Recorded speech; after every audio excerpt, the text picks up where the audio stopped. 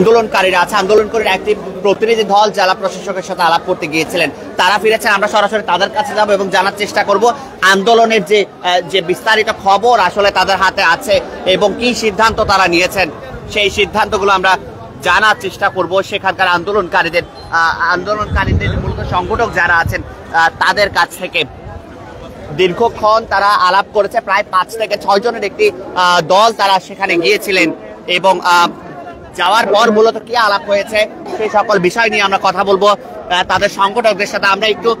আমরা সরাসরি আন্দোলনের স্থলে যাচ্ছি এবং তারা মূলত কি সিদ্ধান্ত নিয়েছে সেটি আমরা একটু জানার চেষ্টা করব। আমরা একটু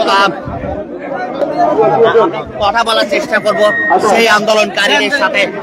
আমরা একটু কথা বলবো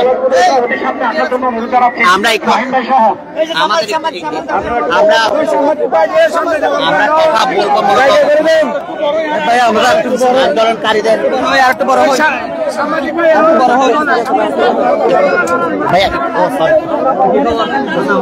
একটু কথা বলবো মূলত তাদের সাথে সেখানে।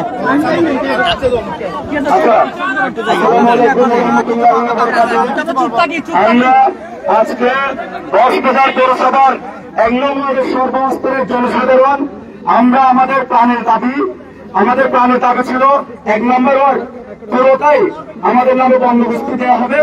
আমরা সেই বিষয় নিয়ে আমাদের অভিভাবক জেলা প্রশাসক স্যারের কাছে এমন একটা স্মারকলিপি দিয়েছি এবং স্যার আমাদেরকে আশ্বস্ত করেছেন যে আমাদের এই বিষয়ে যে লিস্ট কার্যক্রম এটা উনি বন্ধ রাখার জন্য ব্যবস্থা নেবেন এবং আমাদের যে এলাকা বন্দোবস্তির ব্যাপারে মাননীয় প্রধান উপদেষ্টার নিকট আমাদের স্মারকলিপিটা পৌঁছে দেবেন এবং সাথে সংশ্লিষ্ট মন্ত্রণালয় যা যা আছে সবখানেই উনি আমাদের পক্ষে হয়ে আমাদের জনগণের পক্ষে হয়ে কথা বলবে বলে আশ্বস্ত করেছেন। আসসালামু আলাইকুম। জনগণের পক্ষ হয়ে 1 মিনিট বক্তব্য রাখবেন জেলা ছাত্র দলের সাধারণ সম্পাদক যারা তাহিবুর রহমান তাহিম।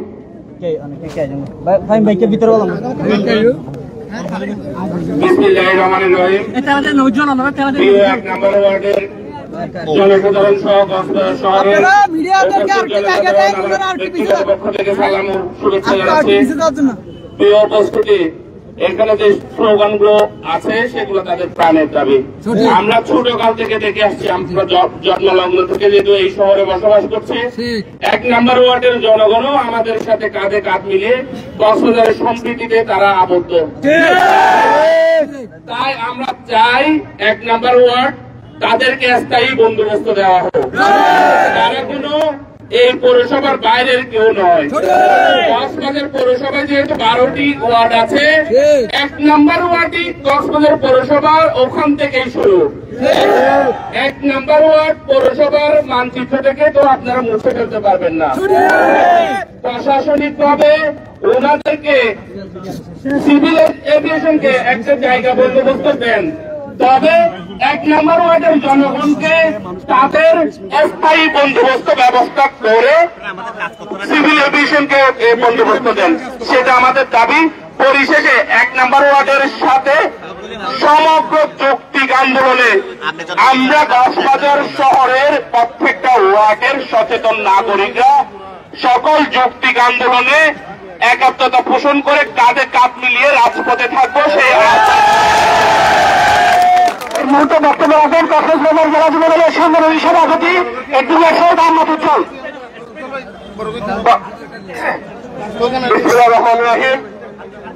প্রিয় 1 নম্বর ওয়ার্ডবাসী, আমি বক্তব্য দীর্ঘায়িত করতে চাই না, শুধু আপনাদেরকে এটুকু আশ্বস্ত করতে চাই, এখন হলো আওয়ামী লীগ নয়, এখন অনুরাল্লাহ জিএম গলা ফুরিব। আমরা বিএনপির পক্ষ থেকে অনুরালের গভর্নমেন্ট করছি যে অনুরাল 1 নম্বর ওয়ার্ডবাসীর জায়গা অতীতে যেভাবে ছিলেন এবারে আগের মতো বন্দোবস্ত পাবেন না বলে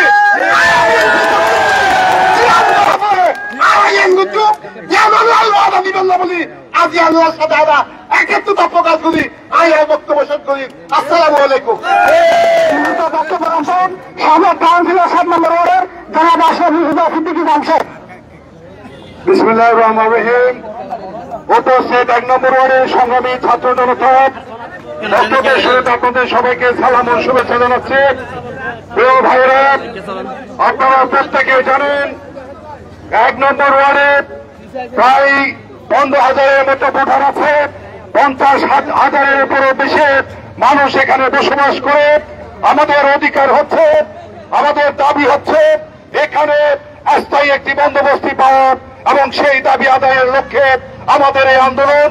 জেলা প্রশাসন আমাদেরকে আশ্বস্ত করেছেন যদি আমাদের এই দাবি দেওয়া বাস্তবায়ন না হয় ভবিষ্যতে আরো কঠোর আন্দোলন তা হবে। ধন্যবাদ সবাইকে। সম্মানিত আমাদের এলাকার সম্মানিত ছাত্র জনতা, আমি আপনাদের কাউন্সিলর বলছি।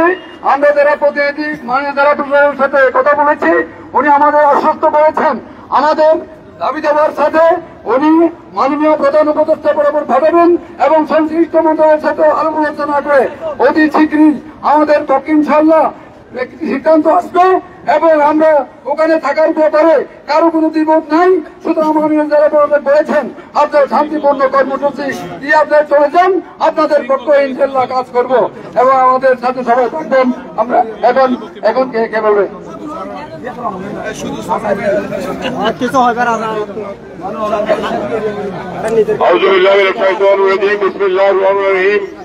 আজকের উপস্থিত জনতা, আপনারা ইতিমধ্যে আমাদের বক্তব্য শুনেছেন।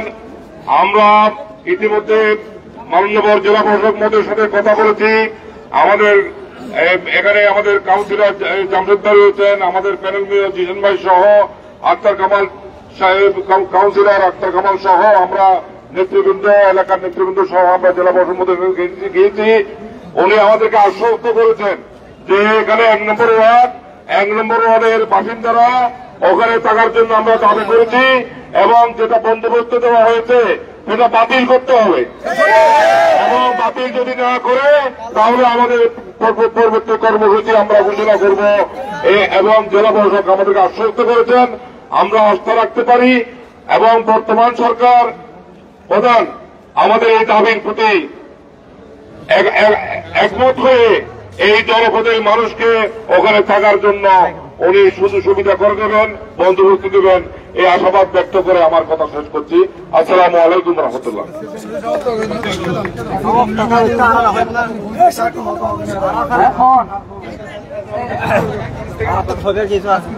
আমাদের কর্মসূচি কি জন্য হয়েছে, আমাদের দাবি আদায়ের জন্য আমরা আসছি, সেটা আপনারা সবাই অবগত আছেন।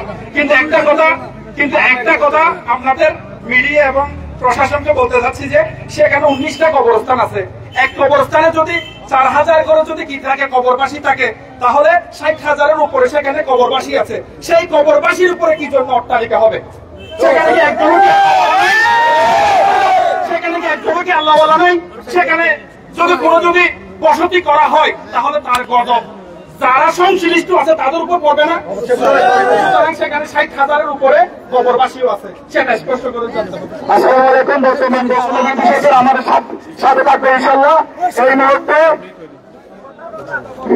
আউযুবিল্লাহি মিনাশ শাইতানির রাজিম। আপনাদের দাবির সাথে জেলা প্রশাসক মহোদয় সর্বাত্মক সহযোগিতা করবেন। আপনারা সবাই সুশৃঙ্খল ভাবে চলে যাবেন, কোনো যাতে বিশৃঙ্খলা না হয়।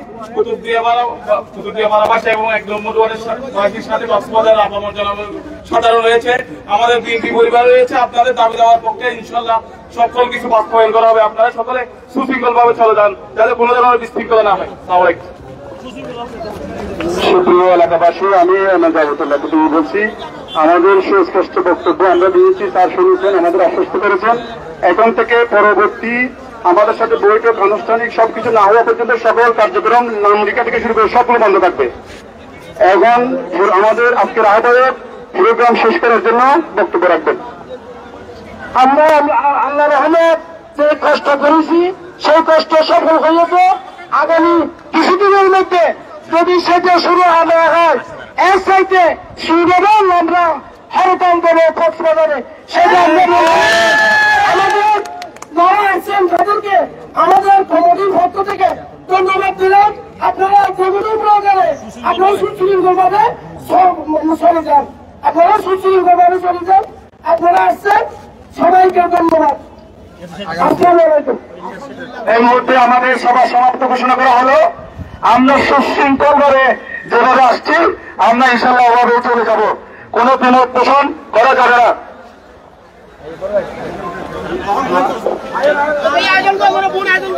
তাদের বন্দোবস্তে দেওয়ার যে দাবি দেওয়া ছিল সেই দাবি দেওয়াগুলো জেলা প্রশাসক বরাবর তারা উপস্থাপন করেছেন এবং জেলা প্রশাসক তাদেরকে আশ্বাস দিয়েছেন যে তাদের যে দাবি দেওয়াগুলো আছে সেগুলো পূরণ করার এবং অতি সত্বর সে দাবি দেওয়াগুলো পূরণ করবেন বলেও আশ্বাস করেছেন তাদেরকে। সংগঠকরা ঠিক যেমনটা জানাচ্ছিলেন, এখন এই মুহূর্তে তাদের যে সমাবেশের স্থল ছিল, তাদের যে আন্দোলনকারীরা যেখানে অবস্থান নিয়েছিল সেই স্থানটুকু তারা ত্যাগ করে এখন ফিরে যাচ্ছেন তাদের নিজ নিজ ঘরে। আমরা সেই দৃশ্যটি দেখাচ্ছি। হাজার হাজার মানুষের গণসমায়েত হয়েছিল জেলা প্রশাসকের কার্যালয়ের সামনে এবং এটি পুরোপুরি প্রায় পৌরসভার পর পর্যন্ত তা একেবারে চলে গিয়েছিল এবং প্রায় 20 থেকে 30 হাজার মানুষের জমায়েত হয়েছে বলে এখানে সংগঠকদের পক্ষ থেকে আমরা জানতে পেরেছি। আপনারা দেখতে পাচ্ছেন যে কি পরিমাণ মানুষ এখন ফিরে যাচ্ছেন বিভিন্ন এলাকা থেকে, বিভিন্ন জায়গা থেকে, মূলত সমিতি পাড়ার, কুতুবদিয়া পাড়ার কানায় কানায় থেকে লোকজন জড়ো হয়েছিল এই সমাবেশ স্থলে। তারা ঠিক এই মুহূর্তে তাদের সমাবেশ স্থল ত্যাগ করছেন। এতক্ষণ টিটিএন এর সাথে থাকার জন্য আপনাদের সকলকে অসংখ্য ধন্যবাদ।